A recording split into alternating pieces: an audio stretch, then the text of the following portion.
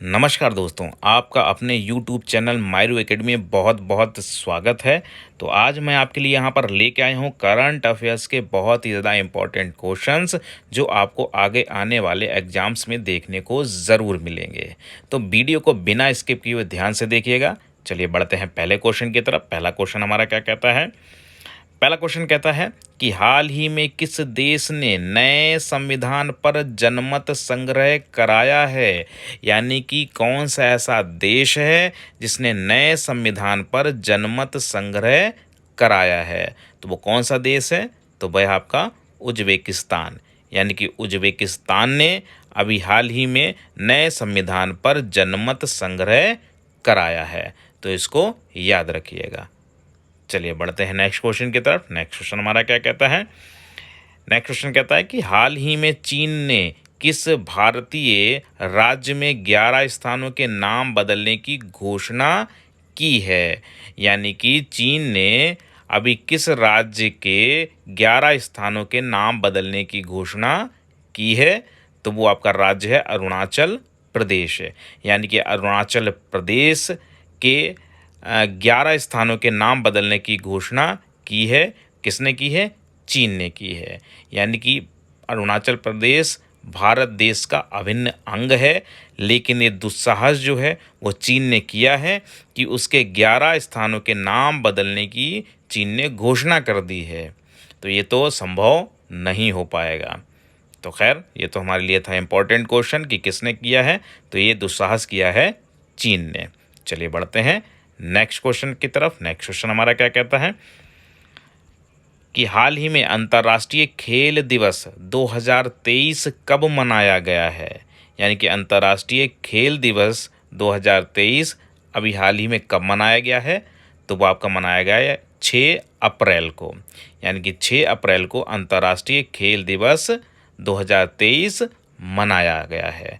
यानी कि 6 अप्रैल को अंतर्राष्ट्रीय खेल दिवस मनाया जाता है हर साल। और ये किस चीज़ के लिए है? ये विकास और शांति के लिए मनाया जाता है। तो इसको याद रखिएगा कि खेल दिवस कब मनाया जाता है। तो मनाया जाता है आपका 6 अप्रैल को। चलिए बढ़ते हैं नेक्स्ट क्वेश्चन की तरफ। नेक्स्ट क्वेश्चन हमारा क्या कहता है? नेक्स्ट क्वेश्चन कहता है कि हाल ही में फ्रांस ने वास्टिल डे परेड में किसे आमंत्रित किया है? यानी कि फ्रांस के द्वारा उसके यहाँ जो वास्टिल डे परेड होती है उसमें किसको आमंत्रित किया गया है? तो वो आमंत्रित किया गया है हमारे प्रधानमंत्री नरेंद्र मोदी जी को। यानी हमारे प्रधानमंत्री नरेंद्र मोदी जी को वास्टाइल डे परेड में आमंत्रित किया गया है फ्रांस के द्वारा। तो इसको याद रखिएगा।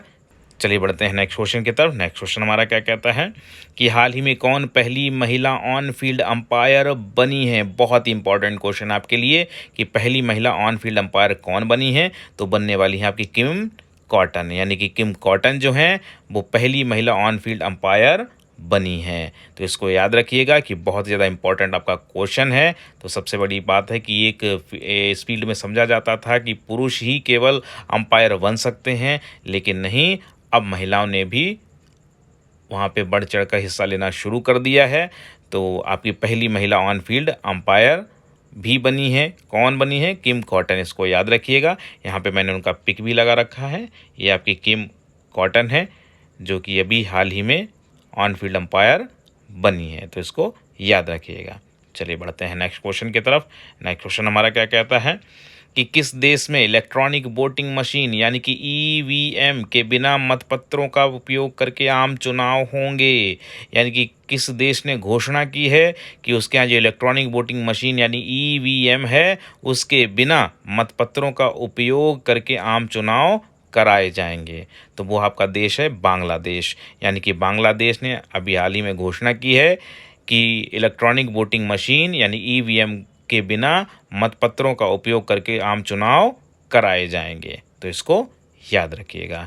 चलिए बढ़ते हैं नेक्स्ट क्वेश्चन की तरफ। नेक्स्ट क्वेश्चन हमारा क्या कहता है कि हाल ही में वर्ल्ड बैंक ने जो आपका फाइनेंशियल ईयर 2024 है में भारत की जीडीपी वृद्धि दर कितने प्रतिशत रहने का अनुमान लगाया है? यानी कि वर्ल्ड बैंक ने जो फाइनेंशियल ईयर 2024 है उसमें भारत की जीडीपी कितने % रहने का अनुमान लगाया है? तो वो लगा है 6.3%, यानी कि 6.3% जो है फाइनेंशियल ईयर 2024 में भारत की जीडीपी वृद्धि दर रहेगी। कितनी रहेगी? 6.3। तो इसको याद रखिएगा। चलिए बढ़ते हैं नेक्स्ट क्वेश्चन की तरफ। नेक्स्ट क्वेश्चन हमारा क्या कहता है कि हाल ही में सरकार ने कितने परमाणु रिएक्टरों की स्थापना को मंजूरी दी है? यानी कि भारत सरकार के द्वारा कितने परमाणु रिएक्टरों की स्थापना की जाएगी?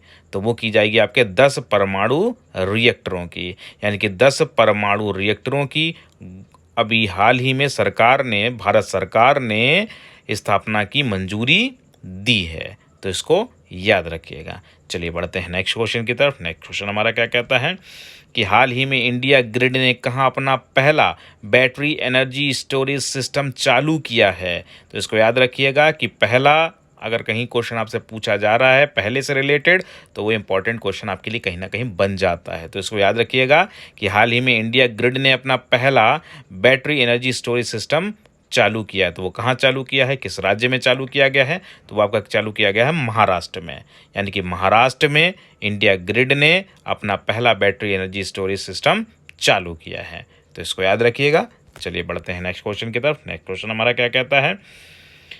नेक्स्ट क्वेश्चन कहता है कि हाल ही में अनुमानित टीबी मामलों के लिए खुद का मॉडल विकसित करने वाला दुनिया का पहला देश कौन सा बना है?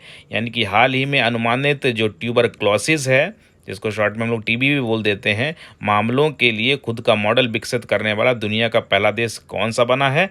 तो वो बना आपका भारत। यानी कि भारत टीबी मामलों के लिए खुद का मॉडल विकसित करने वाला दुनिया का पहला देश बना है। तो इसको याद रखिएगा। चलिए बढ़ते हैं नेक्स्ट क्वेश्चन की तरफ। नेक्स्ट क्वेश्चन हमारा क्या कहता है कि हाल ही में किसने लुआंचरी पहनकर अफ्रीका के माउंट किलिमंजारो को फतह किया है? इंपॉर्टेंट क्वेश्चन आपके लिए, बहुत बहुत इंपॉर्टेंट क्वेश्चन, कि किसने लुआंचरी पहनकर अफ्रीका के माउंट किलिमंजारो को फतह किया है? तो पहला क्वेश्चन आपका यही बनता है कि माउंट किलिमंजारो है कहाँ पर? तो वो है आपका अफ्रीका में। और अभी हाल ही में किस भारतीय ने लुआंचरी पहनकर अफ्रीका के माउंट किलिमंजारो को फतह किया है? तो वो है आपकी अंजलि शर्मा। यानी कि अंजलि शर्मा ने लुआंचरी पहनकर अफ्रीका में माउंट किलिमंजारो को फतह किया है। और जो लुआंचरी है वो पहनावा है आपका हिमाचल प्रदेश को। तो इसको याद रखिएगा। चलिए बढ़ते हैं नेक्स्ट क्वेश्चन की तरफ। नेक्स्ट क्वेश्चन हमारा क्या कहता है कि हाल ही में पोलैंड का सर्वोच्च सम्मान order of the white eagle किसको दिया गया है? यानी कि पोलैंड का जो सर्वोच्च सम्मान है order of the white eagle, वो किसको दिया गया है? तो वो आपका दिया गया है यूक्रेन के राष्ट्रपति व्लादिमीर ज़ेलेंस्की को।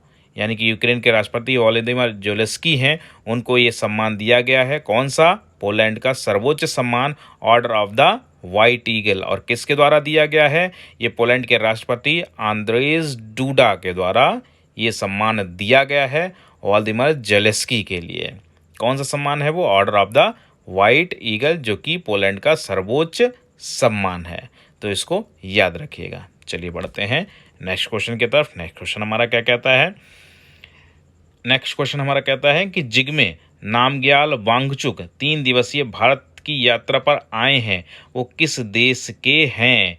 यानी कि जिग्मे नामग्याल वांगचुक 3 दिवसीय भारत यात्रा पर आए हुए हैं और उनकी यात्रा तो खैर पूर्ण हो चुकी है। वो किस देश के हैं? तो वो देश है आपका भूटान। यानी कि जिग्मे नामग्याल वांगचुक जो हैं वो भूटान के राजवंश के राजा हैं और वहीं पे उनको राष्ट्रपति का पद दिया गया है, वहाँ के राष्ट्रपति ही हैं। तो वो जो हैं भारत देश की यात्रा पर आए हुए थे, 3 दिन की यात्रा थी उनकी।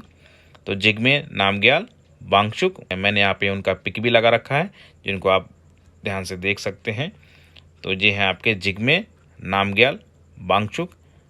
आइए थोड़ी सी जानकारी लेते हैं इनके बारे में कि जिग्मे खेसर नामग्याल वांगचुक पूरा नाम है इनका, कि जिग्मे खेसर नामग्याल वांगचुक भूटान के 5वें राजा और वांगचुक वंश के मुखिया हैं।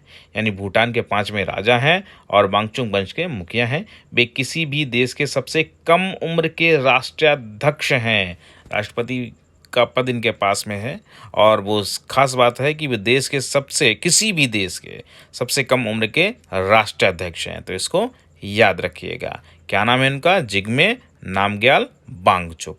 चलिए बढ़ते हैं नेक्स्ट क्वेश्चन की तरफ। नेक्स्ट क्वेश्चन क्या कहता है हमारा कि हाल ही में किस राज्य की विश्व प्रसिद्ध बसोहटी पेंटिंग को जीआई टैग मिला है? यानी कि बसोहटी पेंटिंग को जीआई टैग मिला है, तो वो किस राज्य की है? तो वो है आपका राज्य जम्मू एंड कश्मीर।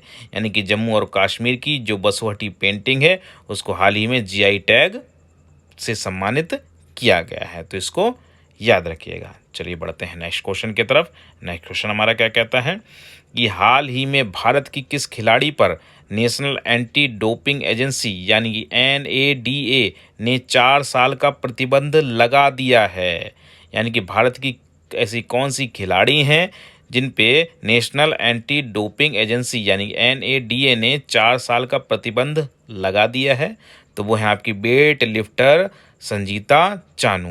यानी कि वेट लिफ्टर संजीता चानू पर जो आपका नेशनल एंटी डोपिंग एजेंसी है एनएडीए, उसने 4 साल का प्रतिबंध लगा दिया है।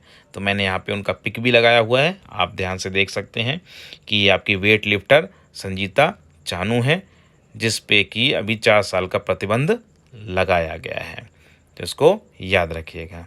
तो ये थे हमारे कुछ इंपॉर्टेंट क्वेश्चन जो कि आपके करंट अफेयर से रिलेटेड थे और कहीं ना कहीं आपको देखने को ज़रूर मिलेंगे आगे आने वाले एग्जाम्स में। तो वीडियो को बार बार देखते रहिए, क्वेश्चंस को बार बार दोहराते रहिए क्योंकि ये आपके लिए बहुत ज़्यादा इम्पॉर्टेंट कहीं ना कहीं रहने वाले होते हैं। तो अगर आपको अच्छी लगी हो तो वीडियो को लाइक कीजिए, चैनल को सब्सक्राइब कीजिए और शेयर भी कीजिए।